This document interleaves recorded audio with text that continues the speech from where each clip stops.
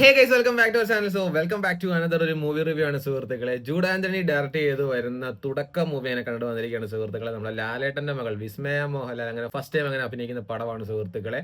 പക്ഷെ എന്റെ മോനെ, പടം ഒരു രക്ഷയില്ലടേ. സീരിയസ്ലി ഒരു ത്രില്ലർ, ഡ്രാമ, ആക്ഷൻ, ഫാമിലി എല്ലാം കൂടെ ഒക്കെ അടങ്ങിയ ഒരു കിടുക്കം പടം.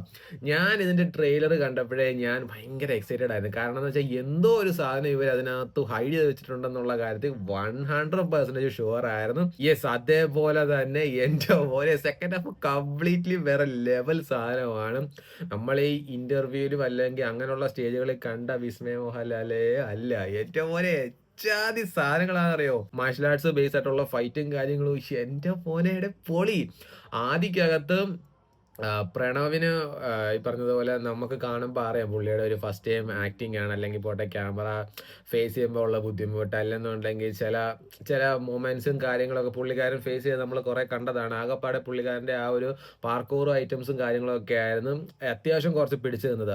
But come to Vismaya Mohanlal, actually പുള്ളിക്കാരത്തേക്ക് ഫസ്റ്റ് ടൈം ആണ് ക്യാമറ ഫേസ് ചെയ്യുന്നത് എന്നുള്ള ആ ഒരു സാധനം എങ്ങും കാണാൻ പറ്റിയില്ല. പുള്ളിക്കാരത്തേക്ക് ആക്ച്വലി പുള്ളിക്കാരത്തിൽ നല്ല കിടുക്കനായിട്ട് പെർഫോമൻസ് ചെയ്യുന്നതുകൊണ്ട് അതിനോടൊപ്പം ഇവിടെ ഫൈറ്റഡേ എൻ്റെ ഓരെ ലാലേട്ടൻ്റെ ക്യാമിയോ റോൾ ഉണ്ട്. അത് ഓൾറെഡി എല്ലാവർക്കും അറിയാവുന്നതാണ്, നമ്മൾ ട്രെയിലർ കണ്ടതുമാണ്.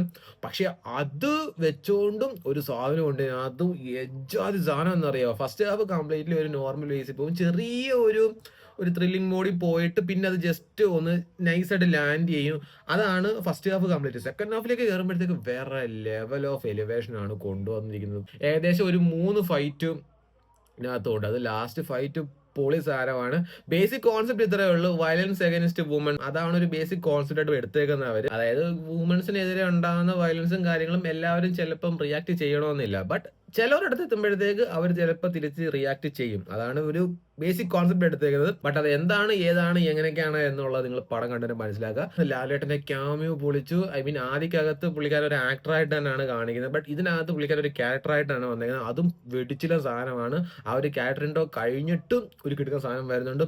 ഓവറോൾ പൊളിച്ചിട്ടുണ്ട്. ഈവൻ സായികുമാർ ആയിക്കോട്ടെ, മനോജ് കെ ജയൻ ആയിക്കോട്ടെ, നമ്മുടെ വിസ്മയ മോഹൻലാൽ ആയിക്കോട്ടെ.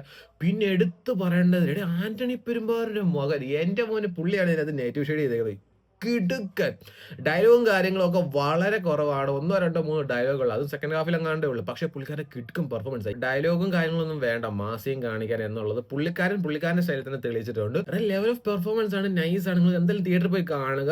സർപ്രൈസുകളുണ്ട് പടത്തിനകത്ത്, നൈസ് ആണ്, കണ്ടു നോക്കുക. കിടുക്കം പടമാണ്, ഒന്നും നോക്കണ്ട, ഡയറക്റ്റ്ലി വിട്ടോ തിയേറ്ററിലേക്ക് തുടക്കം മൂവി കാണാം. പിന്നെ അതുപോലെ ടൈറ്റിൽ കാർഡ് നോക്കിയിരിക്കേണ്ട, ഏറ്റവും ലാസ്റ്റിലേ കാണിക്കത്തുള്ളൂ, അതും കൂടെ ഒന്ന് ഓർമ്മപ്പെടുത്തുക. സോ യെസ് ഗൈസ്, അപ്പൊ അതാണ് തുടക്കം മൂവിയെ കുറിച്ച് എനിക്ക് പറയാനുള്ളത്. മസ്റ്റ് തിയേറ്ററിൽ പോയി കാണുക. അപ്പൊ അത്രേ ഉള്ളൂ.